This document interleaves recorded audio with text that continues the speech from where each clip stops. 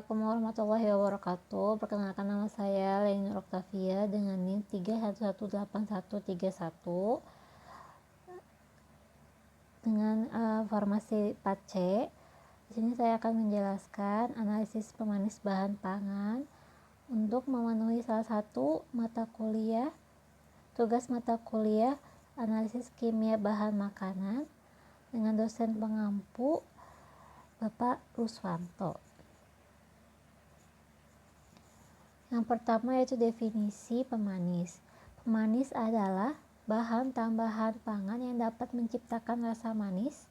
Pemanis buatan merupakan bahan tambahan pangan BTP yang dapat menyebabkan rasa manis pada produk yang tidak atau sedikit mempunyai nilai gizi atau kalori. Hanya boleh ditambahkan ke dalam produk pangan dalam jumlah tertentu saja.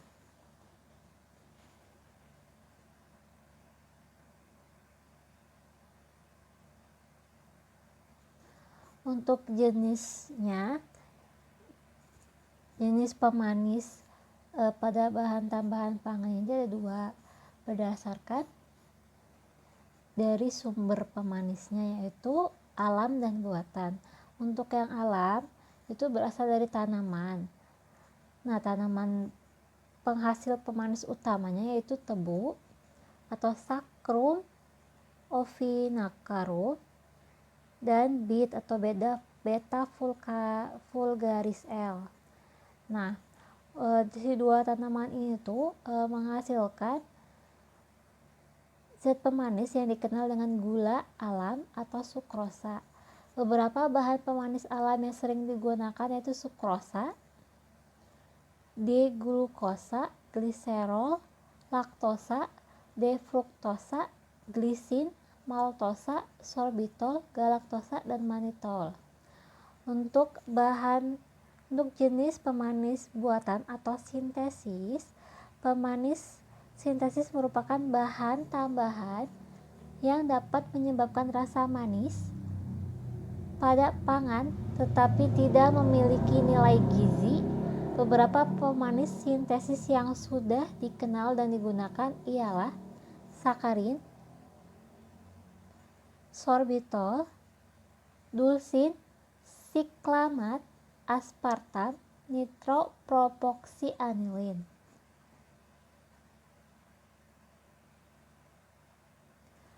Nah, tujuan adanya pemanis buatan ini pada bahan tambahan pangan yaitu yang pertama, sumber pangan bagi penderita DM atau diabetes mellitus. Karena bahan tambahan pemanis buatan ini tidak menimbulkan kelebihan kandungan gula karena kandungan gulanya rendah, tetapi rasa manisnya lebih tinggi dari gula alam.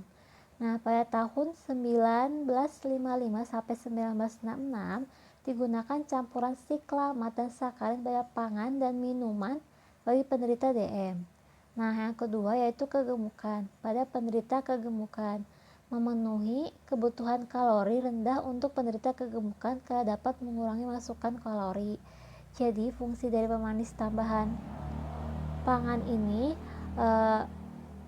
untuk penderita kegemukan masih bisa merasakan sesuatu makanan yang manis tetapi rendah kalori, jadi bisa mengurangi kelebihan berat badannya. Nah, yang ketiga yaitu salut gula.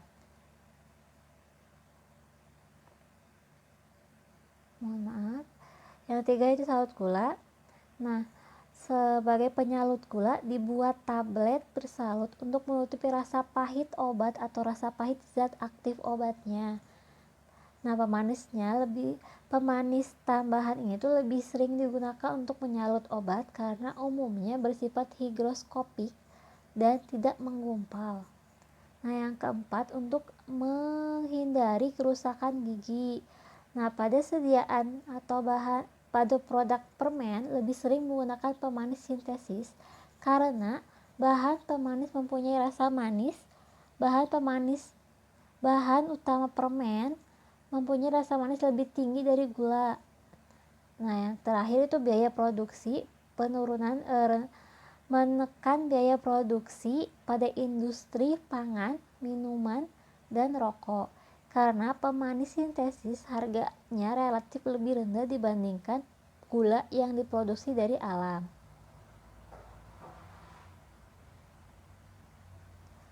Nah, untuk metode analisisnya yaitu sakarin, strukturnya sesuai di PowerPoint. Untuk berat molekulnya 183,18. Nah, sakarin sendiri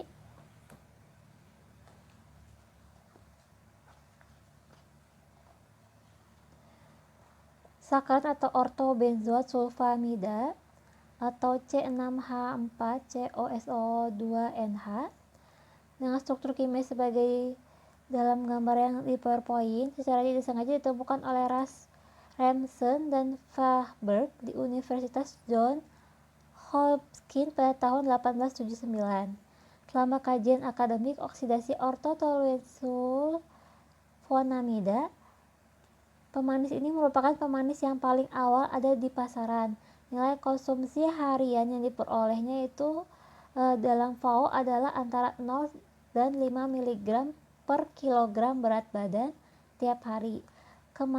Kemanisan sakarin yaitu F-sak kali G dalam kurung 10 sama dengan 450 dan tersedia dalam 3 bentuk, yaitu sakarin asam, natrium sakarin, dan kalsium sakarin. Sakarin mempunyai kelarutan dan stabilitas yang tinggi. Meskipun demikian, pada pH rendah dapat terhidrolisis menjadi asam 2-sulfobenzoat dan asam 2-sulfomibenzoat. Meskipun ada kontroversi terkait dengan keamanannya, pemanis ini telah digunakan lebih dari 90 negara. Nah, untuk pemberiannya saya mengambil dari Farmakope edisi 6 tahun 2020 pada halaman 1505. Untuk pemberiannya, serbuk atau habur putih tidak berbau atau berbau aromatik lemah, larutan encer sangat manis, larutan bereaksi asam terhadap lakmus, kelarutannya itu sukar larut dalam etanol, agak sukar larut dalam air, dalam kloroform, dan dalam ether. Larutan dalam air mendidih, mudah larut dalam larutan amonia encer, dalam larutan alkali hidroksida, dan dalam alkali karbonat dengan pembentukan karbon dioksida. Metode analisisnya itu kuantitatif dengan reaksi Nessler dan kualitatif dengan reaksi Nessler dan kuantitatif pada spektrofotometri. Untuk kualitatif dengan reaksi Nessler, yang pertama yaitu persiapan sampel 50 ml ditambah asam folat 25% yang diasamkan. Sampelnya diasamkan oleh asam folat. Terus diekstrak dengan campuran ether ditambah petroleum ether dengan perbandingan 1:1. Ditambah 5-10 gram serbuk. Tegakkan, lakukan pengocokan lalu dipisahkan. Destilasi pelarut organik terhadap residunya ditambah larutan encer natrium bikarbonat. Kemudian disaring, dididihkan dengan beberapa penguji H2SO4 70%. Encerkan dengan air setelah larutan dialkali ditambah reaksi Nessler. Filtrat dicampur dengan 15 gram KOH dalam 30 ml air. Ditambah air diad sampai 100 ml. Biarkan mengendap, cairan dipisah dengan cara dekantasi. Nah, untuk metode kuantitatif spektrofotometrinya, untuk sakarin itu diukur pada panjang gelombang 510 nanometer. Nah, dengan prosesnya itu 50 gram sampel, 30 ml air ditambah 5 ml asam sulfat 10%. Ekstrak dengan campuran 100 ml diethyl ether. Kocok selama 3 menit.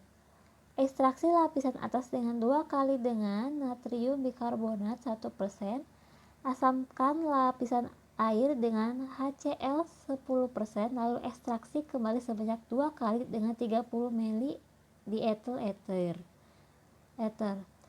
Selanjutnya, ekstraksi ether dicuci dengan 10 ml air, uapkan pada temperatur 40 derajat Celcius. Masukkan residu sakarin ke dalam tabung reaksi yang berisi 5 mili etanol 50%. Ditambah 1 mili fenotiazid CU2 asetat ditambah 1 mili fenotiazin ditambah 3 mili etanol. Masukkan hasil tadi ke dalam tabung reaksi dan masukkan dalam water bath pada suhu 65-70 derajat Celcius sambil dilakukan pengocokan selama 50 menit. Maksudnya diaduk-aduk ya.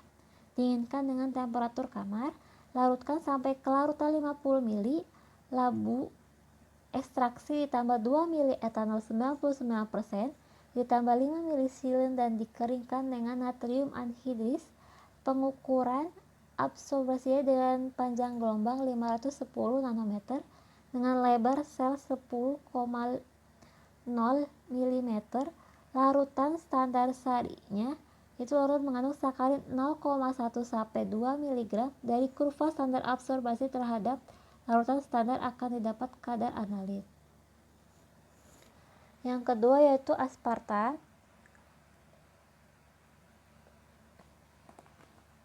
Aspartam merupakan serbuk kristal putih yang tidak berbau dengan tingkat kemanisannya yaitu 133. Aspartam mempunyai nilai kalori 70 kJ per gram sebagaimana senyawa protein yang lain. Meskipun demikian, karena tingkat kemanisannya yang tinggi, maka yang digunakan hanya sedikit sehingga masih dapat dikelompokkan sebagai pemanis non-nutrisi. Meskipun relatif stabil dalam bentuk kering, pemanis ini mengalami degradasi dalam larutan yang tergantung pada pH dan suhu yang membuat aspartam tidak sesuai untuk agen pemanis dalam makanan yang dipanaskan.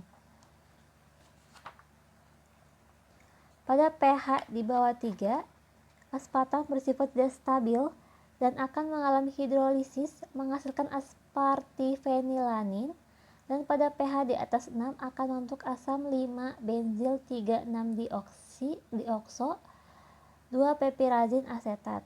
Pemanis aspartam diperbolehkan penggunanya di lebih dari 90 negara. Struktur kimia aspartam seperti yang ditunjukkan pada PowerPoint. Nah, untuk pemberiannya yaitu serbuk putih hampir tidak berbau, rasanya manis, kelarutannya sangat mudah larut dalam etanol 95%, mudah larut dalam air, kelarutannya bertambah pada suhu tinggi dan pH asam. Metode analisisnya kualitatif dengan KLT dan kuantitatif pada spektrofotometri.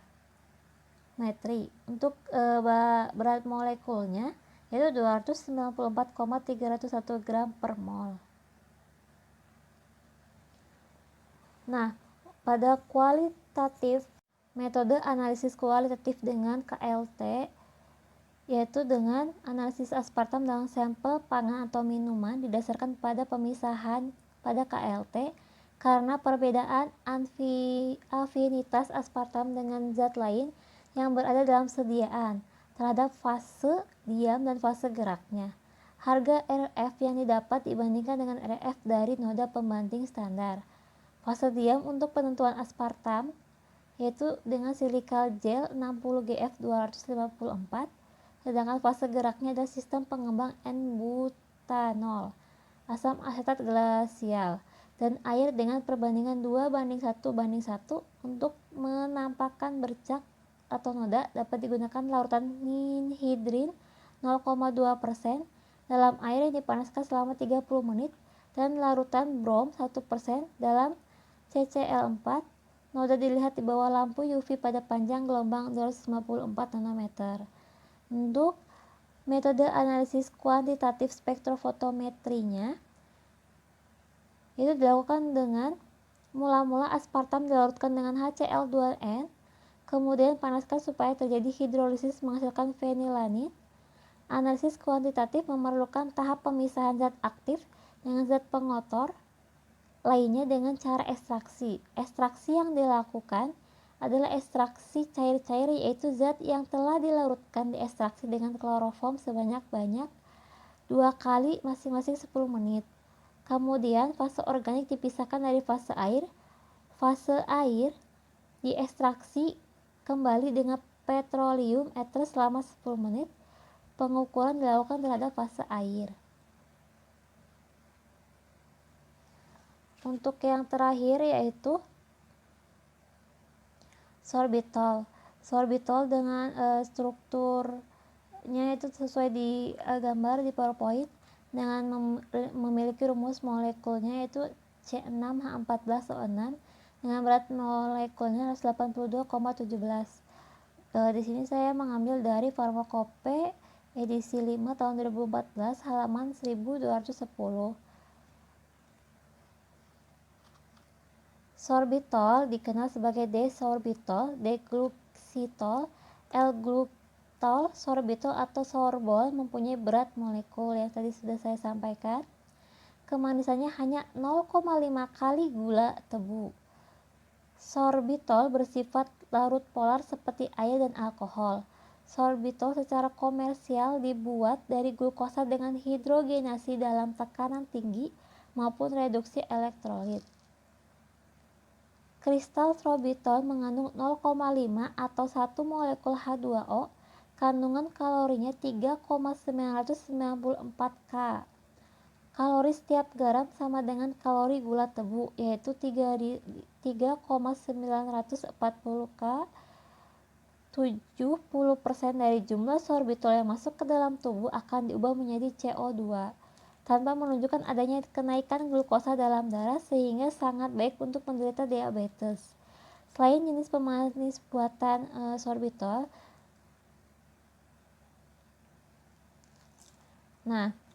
sorbitol ini pada Farmakope edisi 5 yaitu mengandung tidak kurang 91% dan tidak lebih dari 100,5%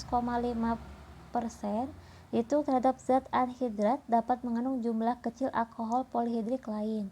Untuk pemeriannya, serbuk, granul atau lempengan, higrokopis, putih dan manis. Kelarutannya sangat mudah larut dalam air, sukar larut dalam etanol, dalam metanol dan dalam asam asetat. Untuk metode analisisnya yaitu dengan spektrofotometri atau dengan kromatografi gas cair. Untuk prinsip metode analisis sorbitol dengan spektrofotometri atau dengan kromatografi gas cair yaitu sorbitol akan teroksidasi oleh nikotinamid adenin nukleotida NAD menjadi silulosa atau fruktosa dengan bantuan sorbitol dehidrogenase atau SDH. Dalam keadaan normal, kesetimbangan reaksi jumlah terletak pada sisi NAD dan desorbital atau xylitol. Reaksi ini dapat diarahkan terbalik dengan menarik NADH yang terbentuk. NADH akan mereduksi iodonetrotetrazolium klorida atau INT menjadi senyawa formazan dengan bantuan enzim diaporase. Senyawa yang terbentuk ditentukan dengan spektrofotometri pada panjang gelombang 492 nanometer. Mungkin cukup sekian untuk presentasi dari saya. Kurang lebihnya saya minta maaf dan terima kasih sudah menonton video ini. Wassalamualaikum warahmatullahi wabarakatuh.